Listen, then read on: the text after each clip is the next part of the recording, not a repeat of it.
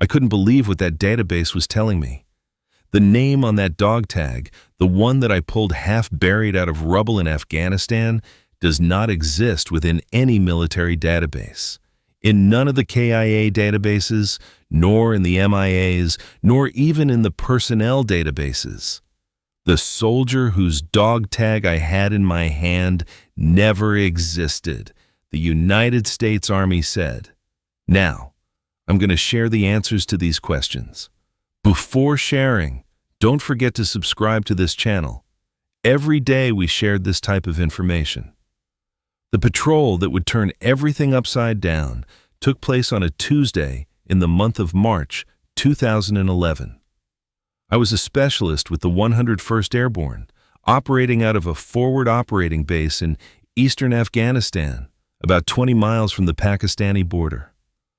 Our mission for the day had all the makings of a snooze fest: search a series of vacant compounds to see if there were any weaponry or explosives left behind by the Taliban.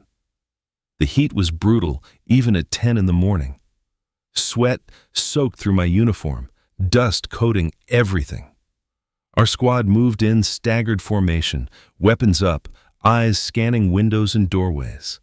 Sergeant Martinez led point. I was fourth in line, rifle tight against my shoulder, finger resting just outside the trigger guard.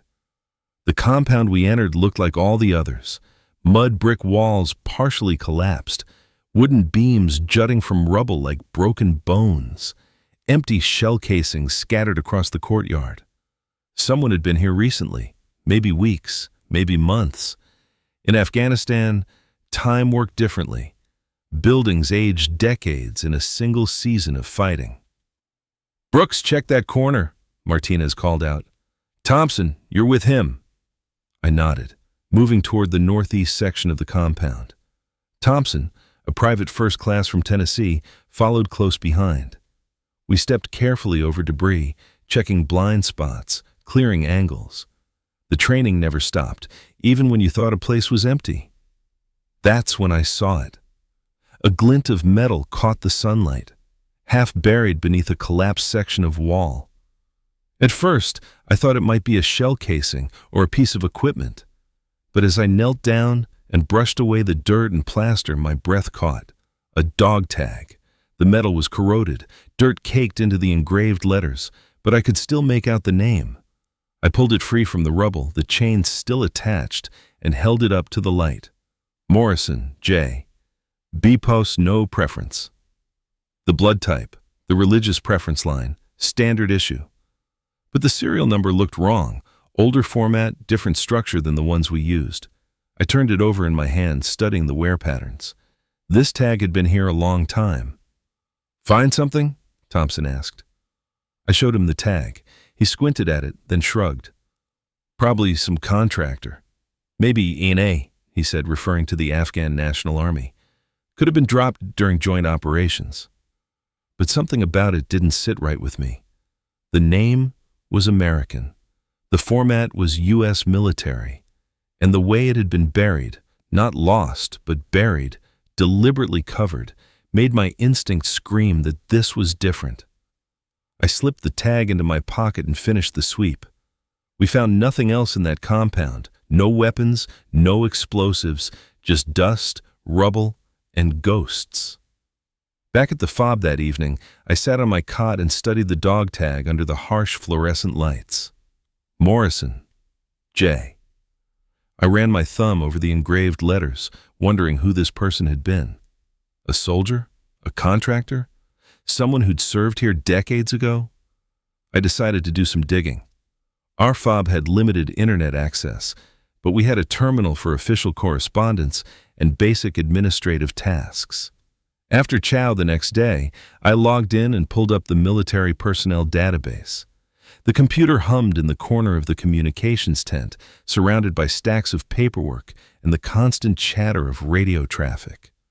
I waited for the system to load, my fingers drumming against the desk. I typed in the name, Morrison J. The search bar blinked, loading, loading, 0 results. I stared at the screen. That couldn't be right. I cleared the search and tried again. Same result. Maybe the database was incomplete. Maybe there was a technical issue. I tried variations. Morrison, James, Morrison, John, Morrison, Joseph, Morrison, Jason, Morrison, Jeremy. Still nothing. I expanded the search to include all branches: Army, Navy, Air Force, Marines, Coast Guard. I went back decades searching through archived personnel files from the Vietnam War, the Gulf War, even Korea. Nothing.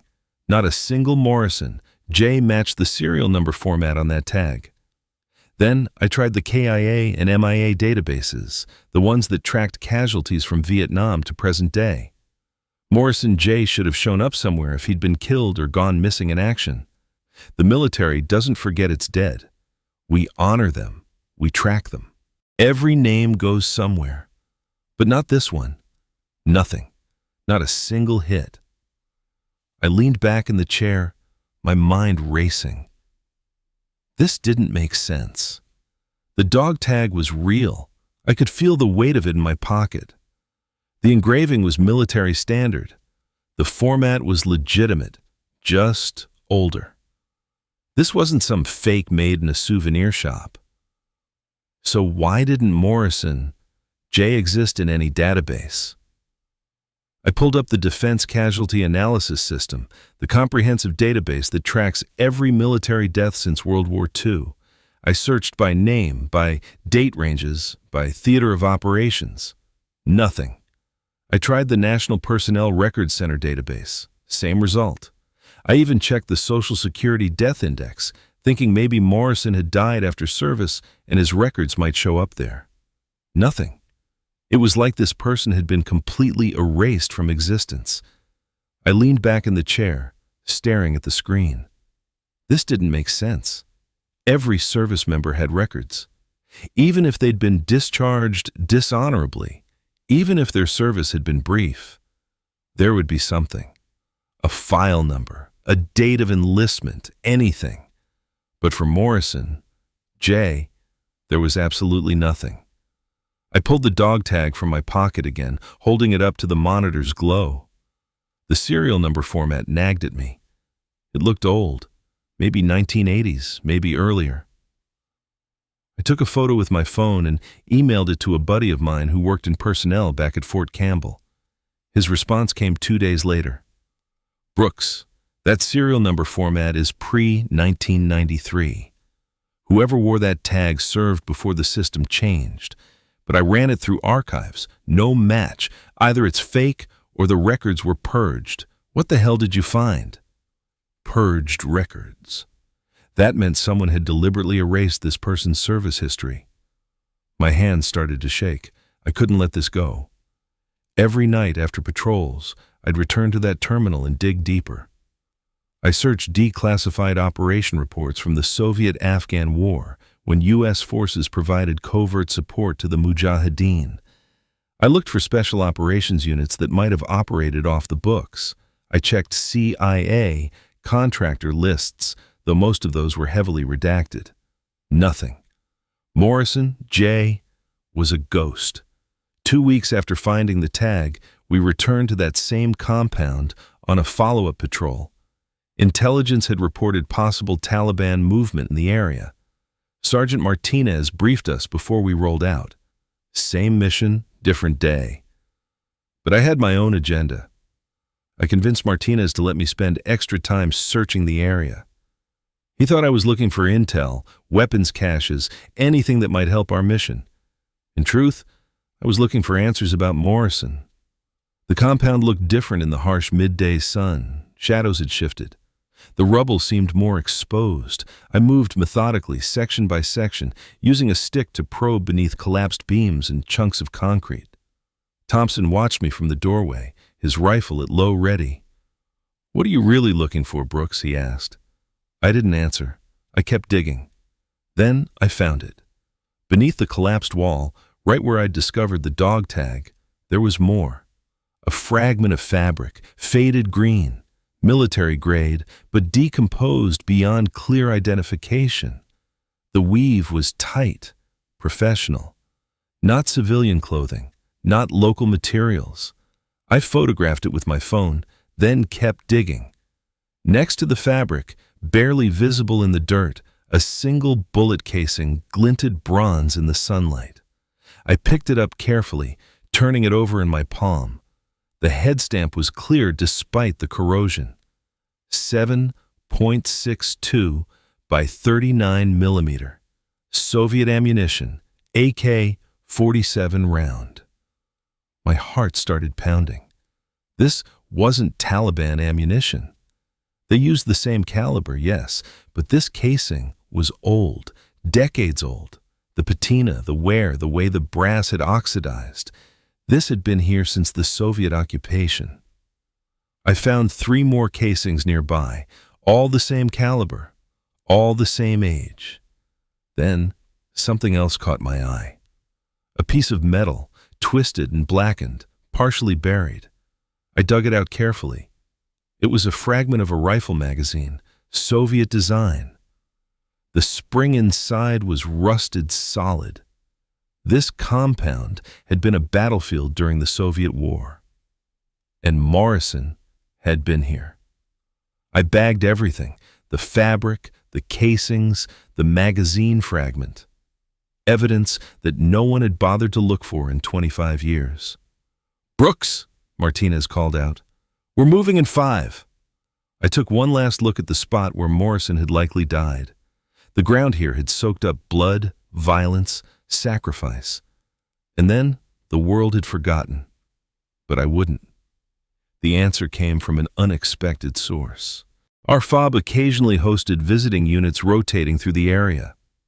In late March, a small team of analysts from the Defense Intelligence Agency arrived to brief our command on regional threats. They moved through the base like ghosts, civilian clothes, low profiles, speaking in quiet voices that didn't carry. One of them, a civilian contractor in his 60s named Harlan, overheard me talking about the dog tag in the chow hall. I'd been telling Thompson about my dead-end searches, frustrated, wondering out loud if I should just give up. Harlan was 2 tables away, picking at his food. But when I mentioned the name Morrison, his fork stopped halfway to his mouth. He set it down carefully, stood up, and walked over to our table. "You found a dog tag?" he asked, his voice low and controlled. I looked up at him. He had the weathered face of someone who'd spent decades in hard places, gray hair cut military short despite being a civilian, eyes that had seen things he'd never talk about. "Who's asking?" I said, suspicious. Harlan glanced around the chow hall, scanning faces, checking who might be listening. Then he leaned in slightly. "Someone who might have answers," he said quietly. "But not here.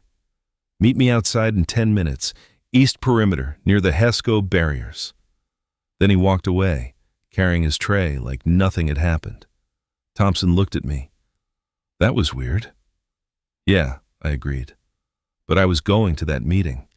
10 minutes later, I found Harlan standing at the edge of the FOB where the sand-filled barriers created a barrier between us and the Afghan wilderness beyond. The sun was setting, painting the mountains in shades of orange and purple. Guard towers loomed overhead, their spotlights not yet switched on. Harlan didn't turn when I approached. He just kept staring at the mountains. "Show me," he said. I pulled the tag from my pocket and handed it over. Harlan held it up to the fading sunlight, his expression unreadable. His hands were steady, but I saw his jaw tighten. His breathing changed, just slightly, but I noticed. Then he closed his eyes for a long moment. When he opened them again, they looked older somehow. "Where did you find this?" His voice was barely above a whisper. I described the compound, the collapsed wall, the Soviet casings nearby, the fabric fragment. Harlan's knuckles went white around the dog tag. He was quiet for so long I thought he might not speak again. Then he handed the tag back to me with hands that trembled just slightly. "You shouldn't have this," he said, "and you definitely shouldn't be asking questions about it." "Why not?" I demanded. This soldier died doing something the United States government will never officially acknowledge," Harlan interrupted, his voice hard now. And if you keep digging, you'll find yourself in a world of trouble you don't want. Trust me on that." I felt my pulse quicken. Who was he? Who was Morrison? Harlan shook his head, looking pained. "I can't tell you details. Operational security, classification levels you don't have, but—" He paused, wrestling with something internal. Then he sighed deeply. "But I'll tell you this much. You deserve to know why that tag exists and why it doesn't appear in any database." He turned to face me fully now, his expression grave. "During the Soviet occupation of Afghanistan, we didn't just provide weapons and training to the Mujahideen. That's the public story. The sanitized version they teach in history class." He paused, measuring his next words carefully. "The truth is, we had people on the ground. Small teams. Americans in Afghan clothing, speaking local languages, embedded with Mujahideen commanders. Invisible. Operating deep in enemy territory, coordinating strikes, gathering intelligence, calling in airstrikes, though officially, those aircraft were always Pakistani or Mujahideen, never American." I stared at him. "We had soldiers here during the Soviet war?" "Soldiers, contractors, intelligence officers," Harlan said. The lines were blurred intentionally. Some wore uniforms under their local clothes, some didn't. Some were on active duty, some weren't. The structure was designed for deniability. If something went wrong, if someone was captured or killed, the U.S. could claim they were rogues, mercenaries, anything but official personnel. Morrison was one of them? Harlan nodded slowly. "James Morrison. Good man, one of the best. He was a team leader, former Green Beret, hand-picked for this kind of work. His team was operating in these exact mountains, coordinating with Mujahideen commanders, setting up ambushes against Soviet supply convoys." He gestured toward the darkening peaks in the distance. "They were good at their job, maybe too good. The Soviets started hunting them specifically, Spetsnaz units, Soviet special forces, dedicated resources to finding and eliminating American advisors. It became personal for them." "What happened?" I asked, though part of me already knew. "Intelligence failure," Harlan said bitterly. "Or betrayal. We never figured out which. But in March of 1986, Morrison's team was setting up an ambush in that compound you searched. They were waiting for a Soviet convoy when Spetsnaz hit them from 3 sides. Coordinated, professional. They never had a chance." I felt sick. "How many?" "6, Harlan said quietly. 6 operators, all killed. The Mujahideen fighters with them scattered into the mountains. Smart move. They couldn't fight that kind of assault. Morrison's team held their ground, tried to buy time for the others to escape. Standard procedure. They knew they were going to die, but they fought anyway." "What happened to their bodies?" Harlan's expression grew even darker. "The Soviets swept the compound after the fighting stopped. But by the time they arrived, the bodies were gone. We think local villagers buried them in unmarked graves somewhere in these mountains, probably to prevent desecration. The Soviets would have paraded the bodies, used them for propaganda. The villagers knew that, so they hid them. And the U.S. government? I already knew the answer, but I needed to hear it. Denied everything," Harlan said flatly. "Declared that the operation had never taken place, that Morrison and his team didn't exist, that we had no personnel on the ground in Afghanistan during the Soviet occupation." "Why?" "Plausible deniability." Harlan spat the words like they tasted bad. "If the Soviets had proof we were putting American soldiers on Afghan soil, actively engaging their forces, it would have been a diplomatic disaster, maybe even triggered a direct U.S.-Soviet confrontation. Remember, this was still the Cold War, nuclear weapons pointed at each other, détente hanging by a thread." He paused, his jaw working. "So the decision came down from the highest levels, CIA director, Secretary of Defense, probably even the president himself. Erase the records, purge the files, Deny everything. Let them die in the shadows so the world stays stable. I looked down at the dog tag in my hand. Morrison, J.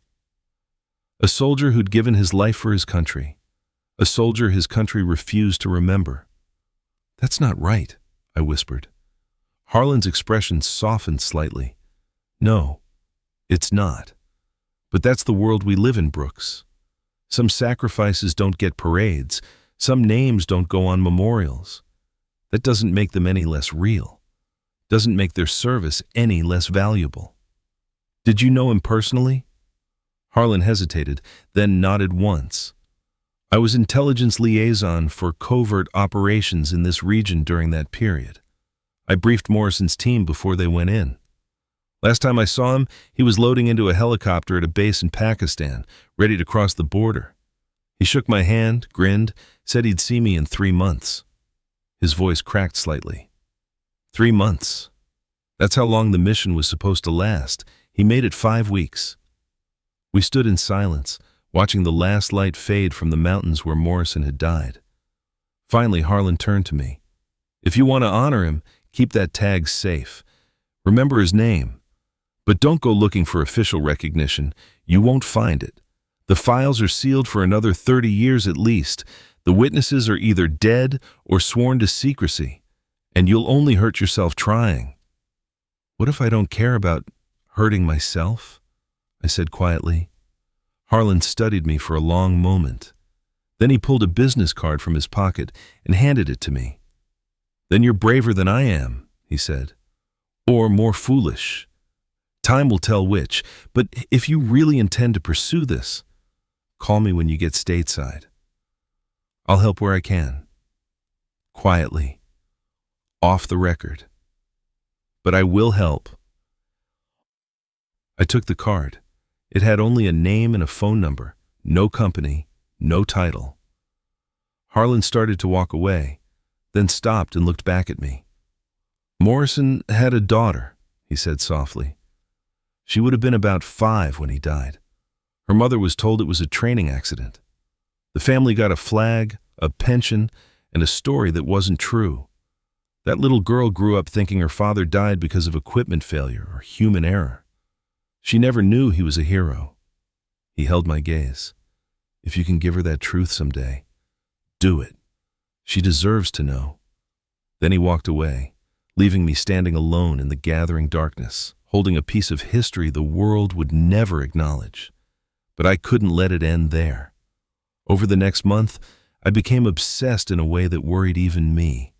Sleep came in fragments, 2 hours here, 3 hours there. My mind wouldn't shut down. Every spare moment that wasn't patrol or duty, I was in front of that computer terminal, digging, searching, cross-referencing fragments of information that might not even connect. Thompson noticed first. "Brooks, you look like shit," he said one morning as we geared up for patrol. "When's the last time you slept a full night?" I couldn't remember. "I'm fine." "You're not fine. You're obsessed with that tag." He was right, but I couldn't stop. I started keeping a notebook, filling pages with timelines, names, dates, anything that might relate to covert operations in Afghanistan during the Soviet occupation. I drew connection maps, linking declassified documents to news articles from the 1980s, trying to find patterns, gaps, places where the official story didn't quite match reality.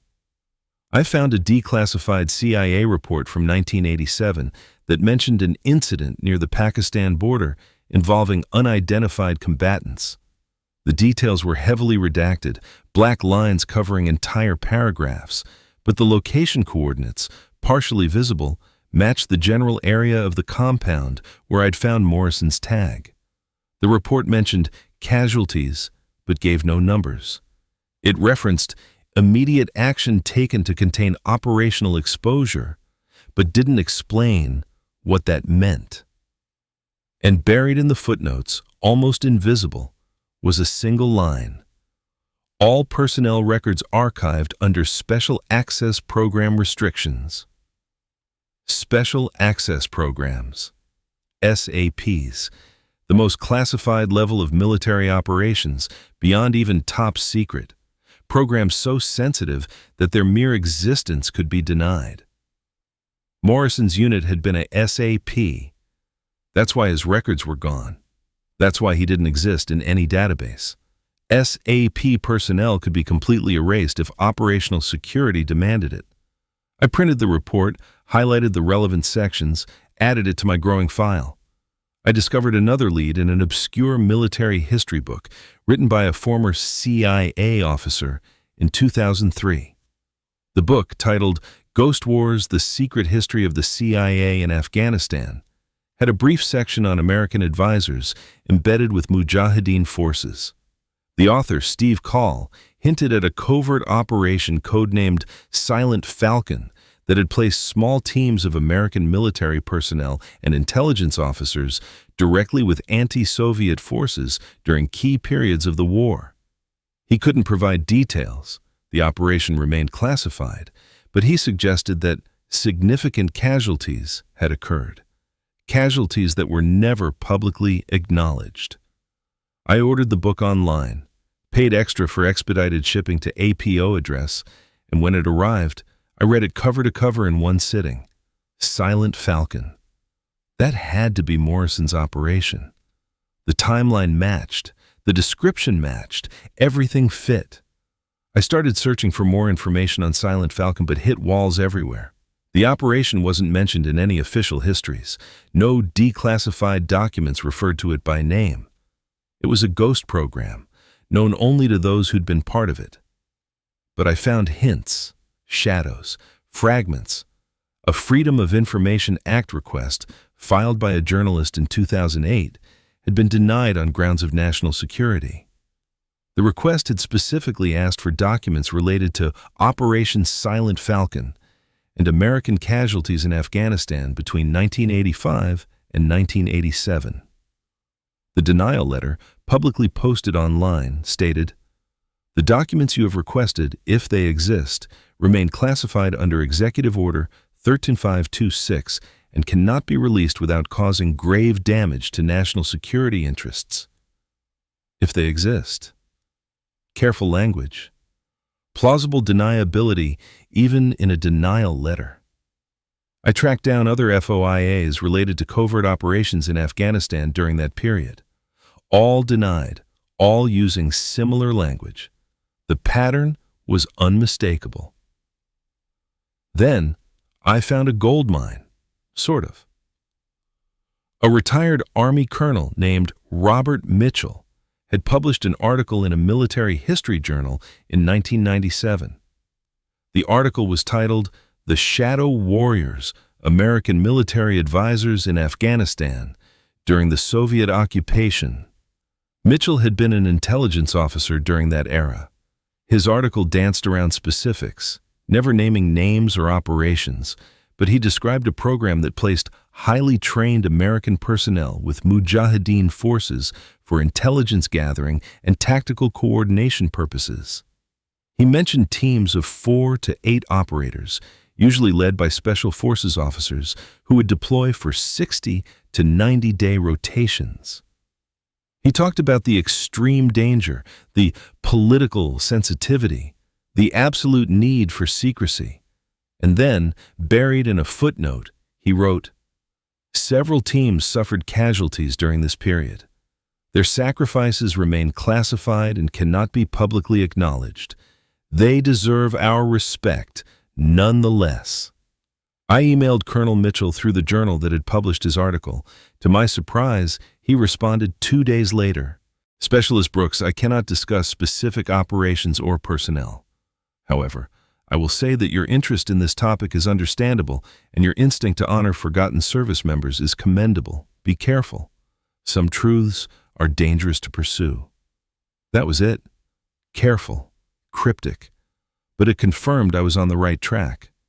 I contacted another source, a man who'd written extensively about CIA operations in Afghanistan. He was a former agency analyst who'd left under controversial circumstances and now worked as an independent researcher.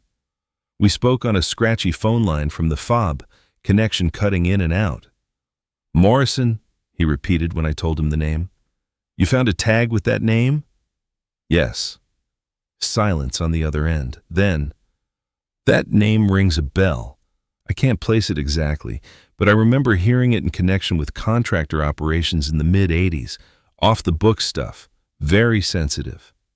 Can you find out more?" "I can try. But understand, people who dig too deep into this period sometimes find themselves visited by people in suits who politely suggest they stop. Are you prepared for that?" I thought about Morrison's daughter, growing up believing her father had died in a training accident. I thought about the other families who'd been lied to. "Yes," I said. "I'm prepared." "All right. Give me 2 weeks. I'll see what I can shake loose." I waited. Days blurred together. Patrols, guard duty, meals I barely tasted. And every night, back to that terminal, searching, reading, documenting. My command started noticing. My platoon sergeant pulled me aside after a patrol where I'd been distracted, slower to react than normal. "Brooks, you okay?" Sergeant First Class Davis asked. "You seem somewhere else lately." "I'm fine, Sergeant." "You're not fine. You're exhausted. You're making mistakes. On patrol today, you missed a secondary check. That's not like you." He was right. My obsession was affecting my performance, potentially putting my team at risk. "I'll do better," I said. Davis studied me. "This about that dog tag you found?" Word had spread. Of course it had. Small FOB, tight community, secrets didn't last long. "Yeah," I admitted.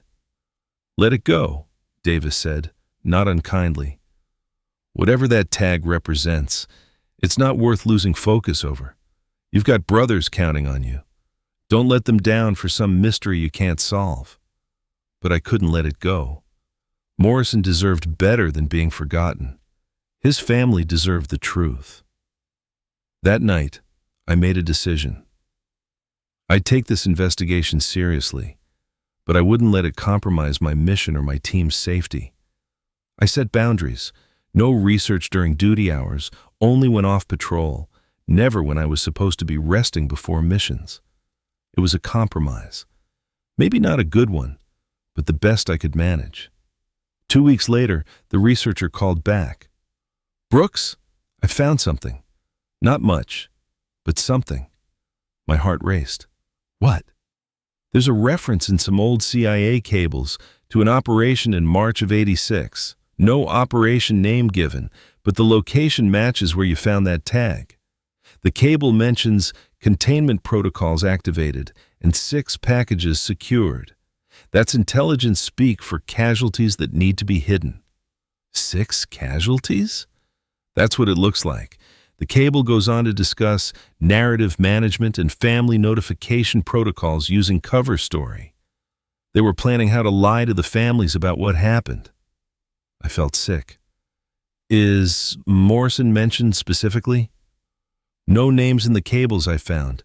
Everything's redacted or coded, but the timeline fits, the location fits. I'd bet my career those 6 packages include your Morrison." "What else?" "That's it. That's all I could find without drawing attention." "But Brooks?" I started getting pushback, questions about why I was looking into this, friendly warnings that maybe I should focus on other research areas. "Someone's watching this topic." "Who?" "I don't know, but be careful. You're active duty, stationed in a combat zone. You're vulnerable in ways I'm not. If someone decides you're a problem, they have options." I thanked him and ended the call. 6 packages, 6 operators, Morrison and 5 others, erased from history, mourned by families who'd been lied to. I couldn't stop now. I wouldn't. Then, things got worse. Much worse. One morning in early April, I returned from a night patrol, exhausted, ready to crash for a few hours. Before I could reach my bunk, a runner from headquarters found me. "Specialist Brooks, Captain Reynolds wants to see you, now!" The tone in his voice made my stomach drop. This wasn't routine. This was trouble. I followed him across the FOB to the command building, my mind racing. Had I screwed up on patrol, made a mistake in a report? But I knew deep down what this was really about. Reynolds's office was small, cramped, dominated by a gray metal desk covered in paperwork and a map of our operational area pinned to the wall behind him. He sat rigid in his chair, his expression carved from stone. "Close the door," he said without preamble. I obeyed, then stood at attention. Reynolds didn't tell me to sit. Bad sign. "Specialist Brooks," he said slowly, deliberately, "I've received some inquiries about you from higher up the chain of command, specifically from the Intelligence Support Activity and the Special Operations Command Liaison Office." My pulse spiked. ISA, SOCOM. Those were serious organizations. Why would they care about a specialist in an infantry unit? "Sir, He raised a hand, cutting me off.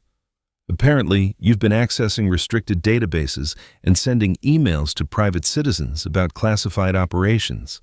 You've been making phone calls on unsecure lines, discussing topics well above your clearance level. You've been asking questions that have drawn the attention of people who don't appreciate questions." He leaned forward, his eyes boring into mine. "Do you understand the position you've put me in? My commander is getting calls from colonels I've never even heard of, asking why one of my soldiers is conducting unauthorized investigations into special access programs." "Sir, I wasn't trying to—" "I don't care what you were trying to do," Reynolds snapped. His composure cracked, anger bleeding through. "You're a specialist in an infantry unit deployed to a combat zone. Your job is to follow orders, complete your mission, and keep your team safe. Your job is not to play detective with information that could compromise ongoing operations or diplomatic relationships." "Ongoing operations?" I said, confused despite my better judgment. "Sir, this is from the 1980s. "That's enough," Reynolds's voice cut like a blade. "You don't get to question what is or isn't relevant. You don't have the clearances. You don't have the context. You don't have the authority." He stood up, moving around the desk to face me directly. "The Cold War didn't end cleanly, Brooks. There are still pieces in play, still relationships that matter, still secrets that serve important purposes, and you're trampling through them like a bull in a china shop with no understanding of the damage you could cause. Sir, with respect, I found a dog tag, a soldier's dog tag. That soldier deserves—" "Stop!" Reynolds's hand slammed down on the desk, making papers jump. "This is not a debate. This is not a discussion. This is a direct order." He took a breath, visibly controlling himself. "You are to cease all inquiries immediately. No more database searches, no more emails, no more phone calls, no more asking questions. You are to delete any files or correspondence related to this matter from your personal devices and accounts." He paused, his voice dropping to something harder, more dangerous. "And you are to turn over any physical evidence you may have obtained during your unauthorized investigation." The dog tag felt heavy in my pocket. Morrison's tag. The only proof he'd ever existed. "Sir," I said carefully, "the dog tag is personal property now. I found it during a patrol. It's not classified material. It's evidence related to a classified operation," Reynolds interrupted, "which makes it government property. Turn it over."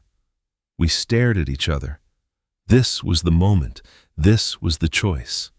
I could obey, hand over the tag, let Morrison disappear again, let the government win, keep my career clean, avoid trouble, play it safe. Or I could refuse, face whatever consequences came, but keep Morrison's memory alive. "Sir," I said quietly, "permission to speak freely?" Reynolds's jaw tightened, but he nodded once. "This soldier," I began, choosing my words carefully, "whoever Morrison was, he gave his life for our country. He died in combat. He died serving. And his family was lied to about how he died, why he died, and what he accomplished." I held Reynolds's gaze. "I'm not trying to compromise national security. I'm not trying to expose ongoing operations. I'm trying to honor a fallen soldier who deserves to be remembered. I think that matters, sir. I think that's worth fighting for." For a moment, just a moment, Reynolds' expression softened. I saw something in his eyes that might have been understanding, maybe even sympathy. Then it hardened again. "I understand your sentiment, Brooks. I do. And in another time, another place, I'd respect what you're trying to do. But this isn't that time, and this isn't that place." He moved back to his desk, sat down, and picked up a folder. He opened it, scanned the contents, then looked back at me. "Do you know what this is? This is your personnel file. Good soldier, strong performance evaluations, recommended for promotion to sergeant, clean record, a career with potential." He closed the folder. "That all goes away if you don't follow this order. The people who are watching you now, they don't play games. They don't warn twice. You'll find yourself facing an Article 15 at minimum. More likely, you'll be reassigned to the worst duty station in the Army. Maybe chaptered out with an other than honorable discharge for disobeying orders or mishandling classified information. But Morrison is dead," Reynolds said flatly. "You're not. You have a career, a future, a life ahead of you. Don't throw that away for a ghost." The room fell silent. The generator outside hummed. Radio chatter filtered through the walls. Normal sounds of war, distant and muted. "This is your last chance, Brooks. Delete the files. Turn over the tag. Let this go, or face the consequences. Your choice." I stood there, torn. Every instinct screamed at me to refuse, to fight, to not let Morrison be forgotten again. But the practical part of my mind understood the reality. I was a specialist. They were colonels, generals, ADATIS directors. I had no power here, no leverage, no way to win. "Understood, sir," I heard myself say. Reynolds' expression didn't change. "Good. You're dismissed. I expect the physical evidence delivered to this office by 1700 hours today. Clear?" "Clear, sir." I saluted. He returned it, and I left the office feeling like I'd betrayed someone I'd never met. But as I walked across the fob toward my bunk, something crystallized in my mind. Reynolds had ordered me to turn over the evidence. He'd ordered me to delete the files from my devices. He hadn't said anything about copies.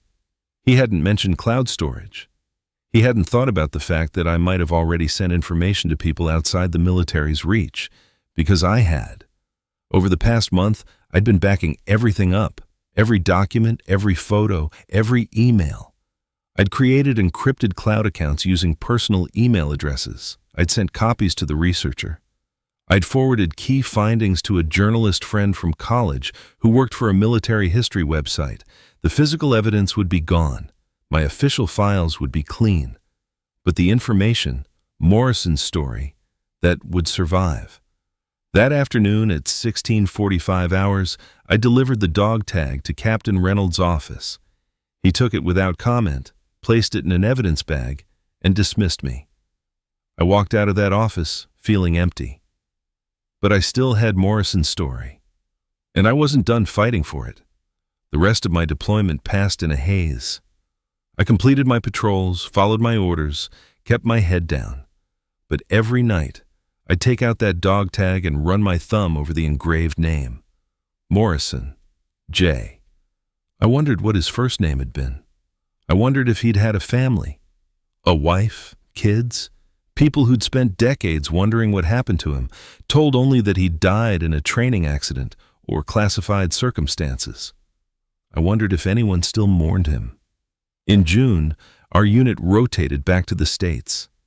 The C-17 transport that carried us home felt like a portal between two different worlds. Afghanistan, with its dust and danger and memories I'd carry forever. And America, safe, comfortable, oblivious to what happened in the shadows. I returned to Fort Campbell carrying Morrison's story in encrypted files on a thumb drive hidden in my personal belongings. The physical dog tag was gone, confiscated, probably locked in some classified vault or destroyed. But I had photos, detailed photos from every angle, showing the engraving, the wear patterns, even the unique scratches that made it authentic. I didn't talk about it during debriefs or after-action reports. When officers asked if I'd encountered anything unusual during deployment, I said no.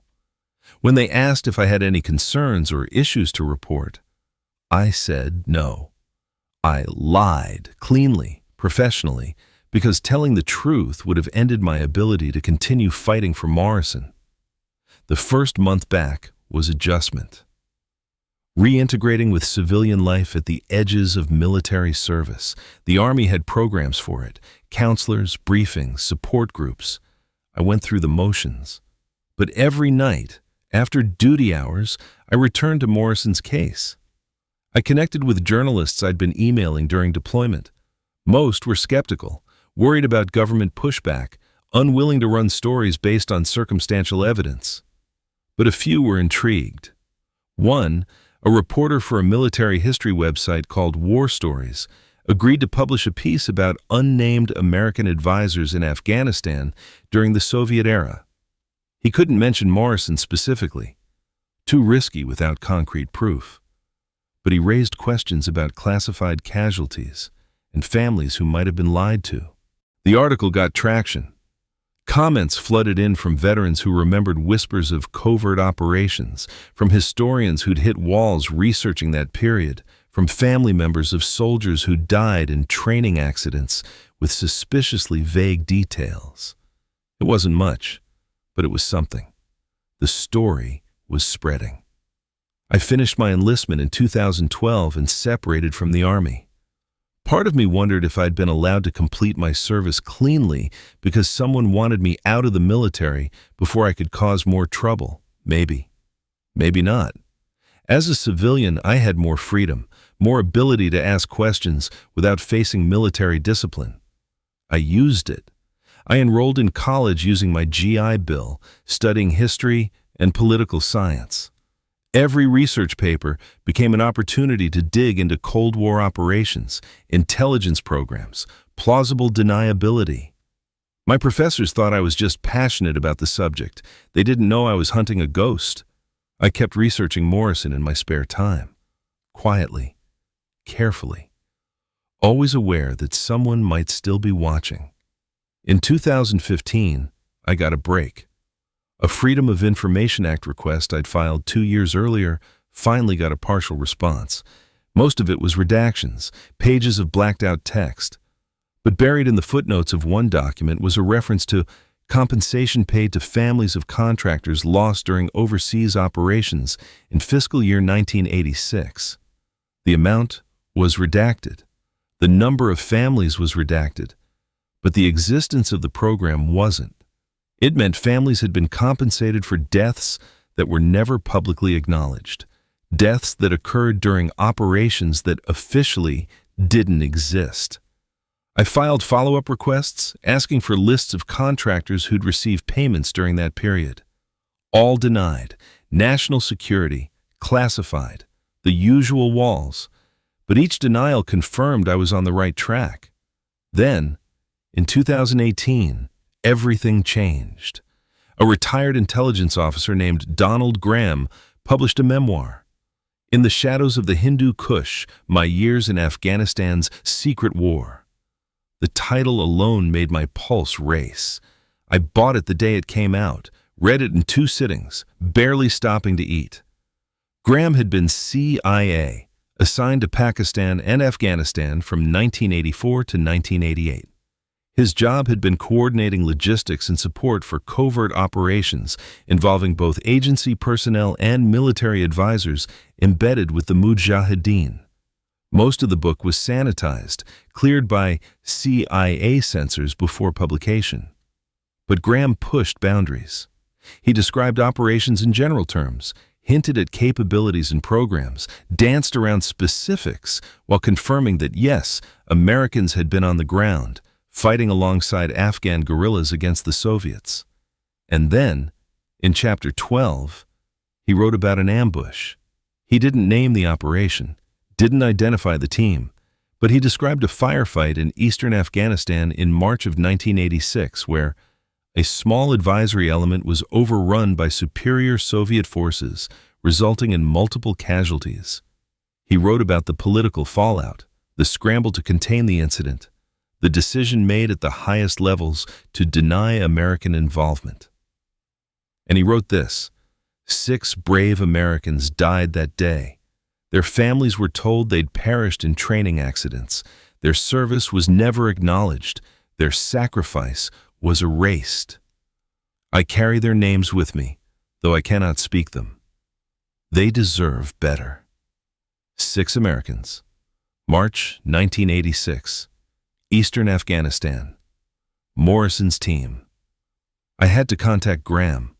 I tracked down his contact information through his publisher. It took 3 months of polite persistence, but eventually he agreed to a phone call. Mr. Graham, my name is Tyler Brooks. I'm a former Army specialist. I found something in Afghanistan, and I think it connects to what you wrote about in your book.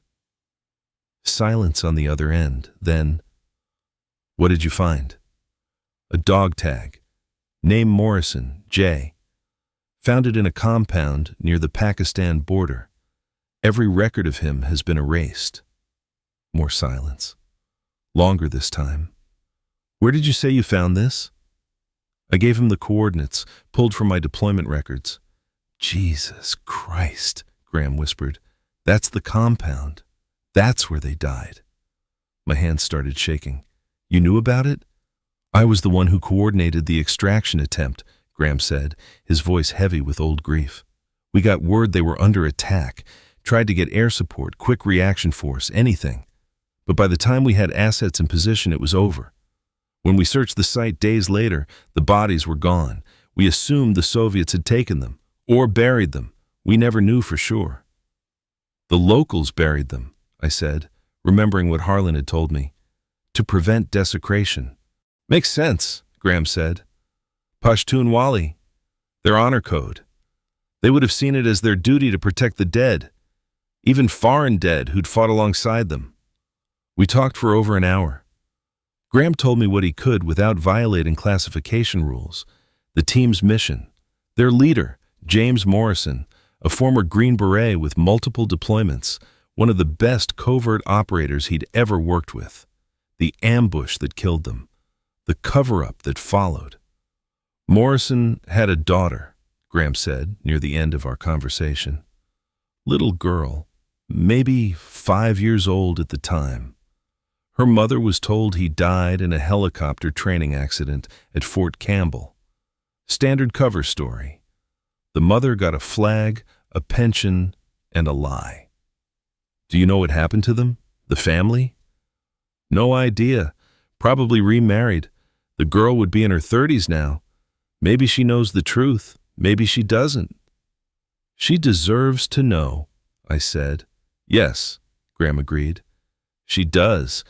But how do you tell someone that their father's entire death was a lie without destroying them? I didn't have an answer. Graham gave me what help he could. Names of other people who might talk, off the record, directions for research, warnings about who not to contact, which organizations would shut me down immediately. Be careful, Brooks, he said before we ended the call. You're doing something important, but important work makes enemies. I thanked him and got to work. When I left that call with Graham, I felt something shift inside me. The pieces were finally coming together. I had enough to tell Morrison's story publicly. Not as speculation, but as documented truth backed by credible sources. So I started writing. Not just notes or research summaries this time, but a full narrative. The story of how I found the dog tag, what I discovered, who Morrison had been, and why his erasure from history represented something profoundly wrong. I wrote late into the night after my college classes and part-time job. Words poured out. Anger, sadness, respect, determination. Every sentence was carefully crafted, every fact triple-checked. When I finished the first draft, it was 18,000 words, too long for most publications. But I didn't care about length. I cared about truth. I sent it to the journalist who'd published my earlier anonymous tips. He read it, called me 2 days later. "This is incredible, Brooks, but it's also terrifying. If we publish this, we'll get pushback, government denials, possibly legal threats. Are you prepared for that?" "Yes," I said without hesitation. "What about sources? Can Graham go on record?"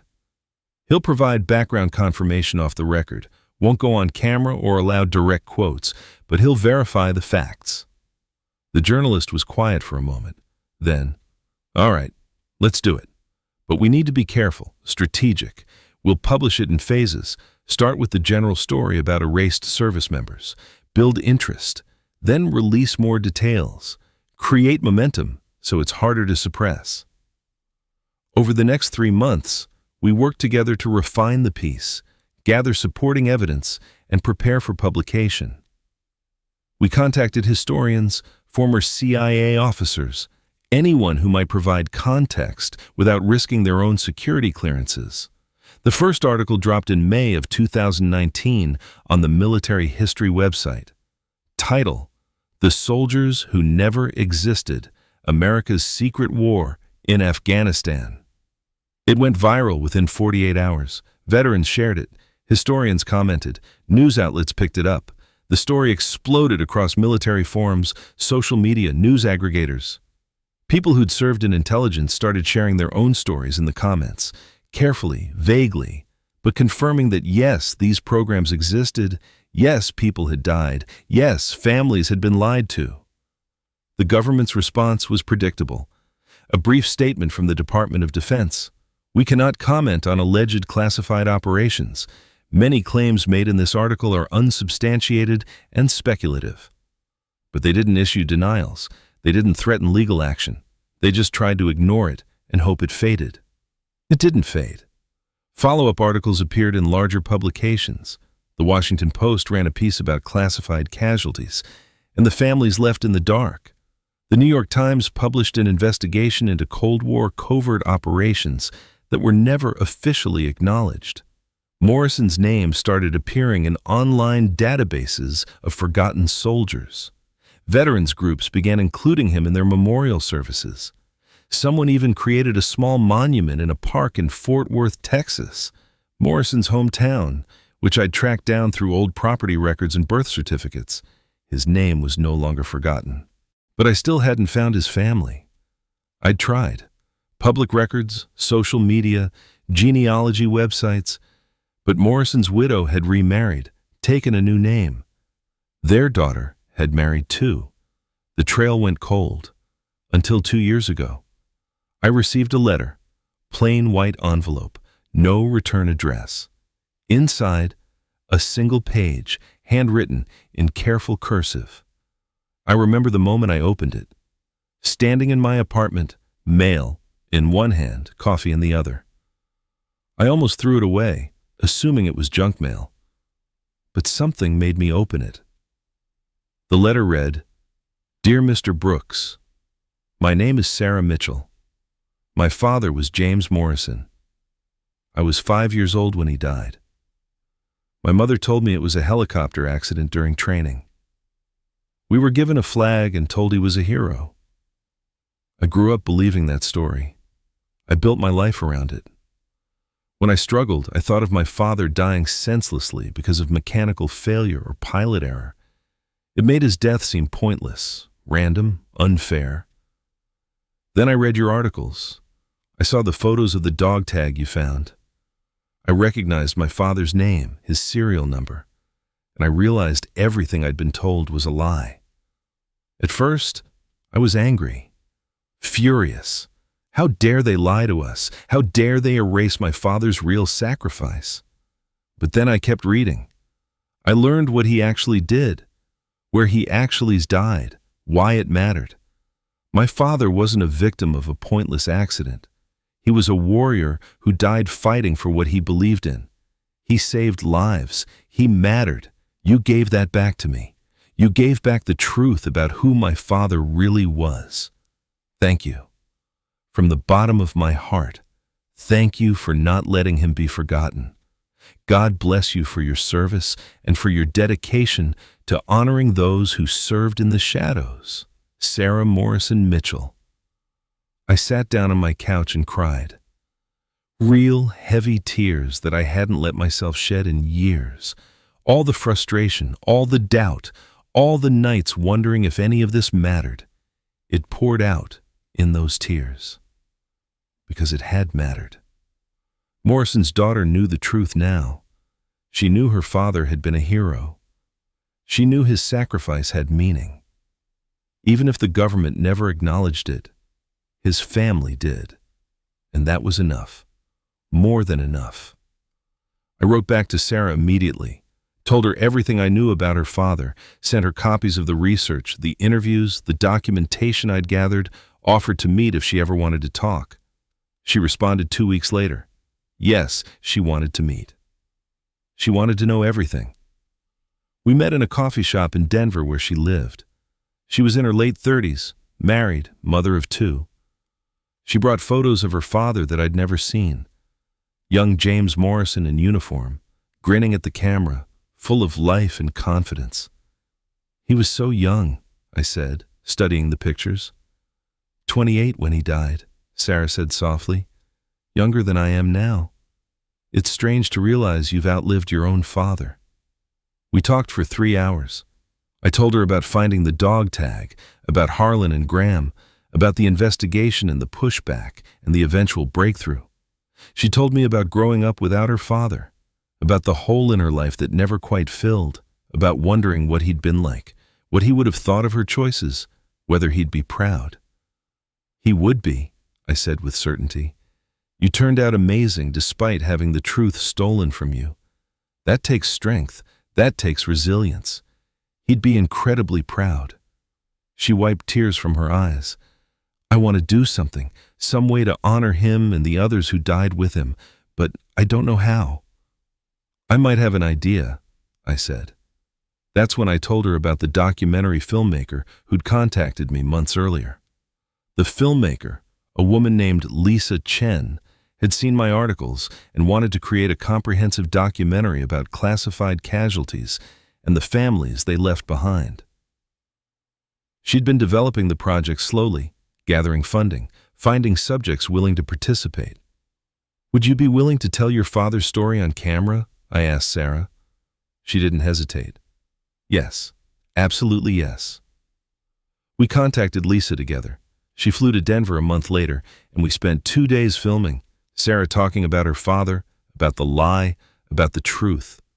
Me explaining the investigation, showing the evidence, laying out the timeline. Lisa's vision for the documentary expanded. It wasn't just about Morrison anymore. It became about all 6 operators who died that day, and about dozens of other service members erased from official records during various classified operations. We tracked down family members of Lieutenant Marcus Garrett, one of the other operators killed in the ambush. His brother agreed to be interviewed.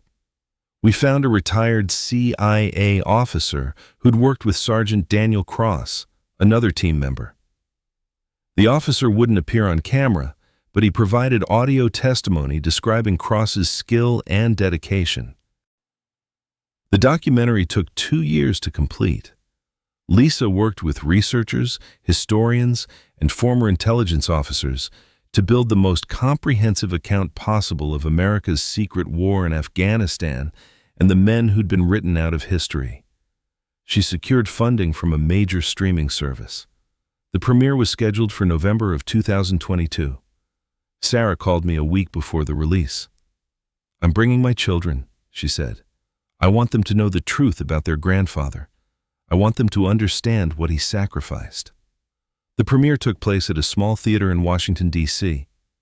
Sarah was there with her family, so were several other relatives of the fallen operators, journalists, veterans, historians, people who'd helped with the research. And Harlan, the contractor from Afghanistan who'd first told me the truth. He'd aged since I'd last seen him, but his eyes were still sharp. You did good work, Brooks, he said, shaking my hand. Morrison would have liked you. The documentary was powerful. 90 minutes of truth, of testimony, of names restored to memory. When Morrison's section came on screen, his photo, his daughter's testimony, the recreation of how I'd found his dog tag, there wasn't a dry eye in the theater. After the premiere, Sarah stood and spoke to the audience. "My father was erased because powerful people decided the truth was inconvenient," she said, her voice steady despite tears on her cheeks. "But one soldier who never knew my father decided that erasing him was wrong. Tyler Brooks refused to let my father be forgotten, and now none of us will ever forget." The audience applauded, long and loud and genuine. The documentary released online the next day. Within a week, it had been viewed millions of times. News coverage exploded. Congressional representatives started asking questions about classified casualty reporting and family notification procedures. The Department of Defense issued a new statement. "While we cannot discuss specific classified operations, we acknowledge that some service members have made extraordinary sacrifices in circumstances that remain sensitive for national security reasons. We are reviewing our procedures for family notification to ensure that all families receive appropriate recognition for their loved one's service while maintaining necessary operational security." It wasn't an official acknowledgement, but it was movement, change, recognition that the old way wasn't acceptable anymore. And most importantly, Morrison's name, all 6 operators' names, were now public, honored, remembered. I still carry Morrison's story with me. The physical dog tag is gone, confiscated years ago in that FOB command office. But I have the photos, the research, the connections to people who knew him, and I have the knowledge that his daughter knows the truth, that his grandchildren will grow up knowing their grandfather was a hero, that his sacrifice wasn't erased after all. Last year, a memorial was dedicated at Fort Campbell, a black granite wall listing the names of soldiers killed in classified operations whose service was never publicly acknowledged. Morrison's name is there. First on the list, at the top, where everyone can see it, James Morrison, Lieutenant Marcus Garrett, Sergeant Daniel Cross, Specialist Alan Reed, Corporal Vincent Hayes, Private First Class Samuel Torres. 6 names, 6 soldiers, 6 families who finally know the truth. The memorial has a quote carved beneath the names. "Some warriors serve in silence. Their sacrifice is no less sacred." I stood at that memorial during the dedication ceremony. Sarah beside me, her hand in mine. We didn't speak. We just stood there, honoring the men who'd been written out of history. Morrison existed. He served. He died a hero. And that truth can never be erased again. Not by me, not by his family, not by anyone who hears his name and understands what he sacrificed. The work continues. Every few months I receive messages from people who've heard Morrison's story.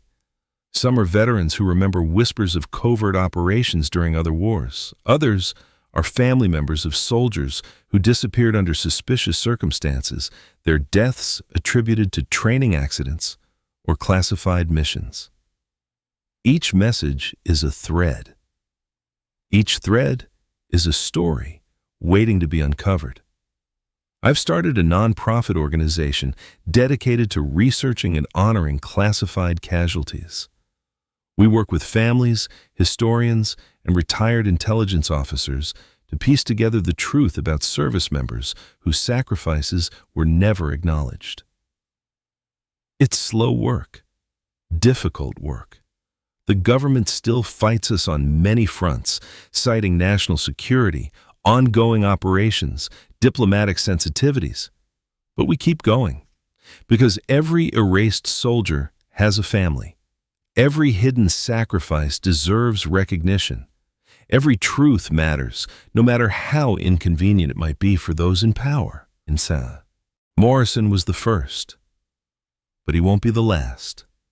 We're bringing them home, one name at a time, bringing their stories out of the shadows and into the light where they belong. Because in the end, that's what honor means. Remembering those who served, acknowledging their sacrifice, refusing to let them be forgotten, no matter how hard someone tries to erase them. Morrison taught me that. A soldier I never met, whose dog tag I found by chance in the rubble of an Afghan compound, taught me the most important lesson of my life. Some truths are worth fighting for, even when the world wants you to be silent. And some sacrifices are too important to ever forget. What would you have done if you'd found that tag? Would you have fought to uncover the truth, even when warned to stop? Let me know in the comments. If this story moved you, hit that like button and subscribe. We bring you true military stories every single day.